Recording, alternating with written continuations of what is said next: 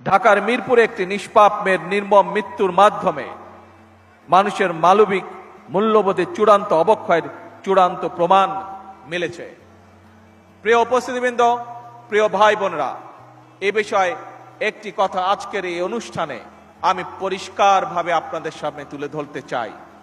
এই ধরনের শিশু নির্যাতন বা নারী নির্যাতন বর্তমান সরকার কোনোভাবেই মেনে নিবে না এবং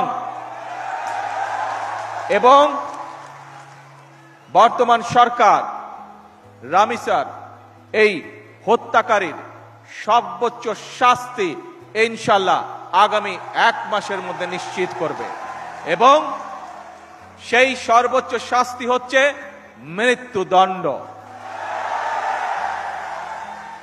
যাতে করে ভবিষ্যতে আর কোনো ব্যক্তি মানুষ এইভাবে শিশু বা নারী নির্যাতন করার সাহস না পায়।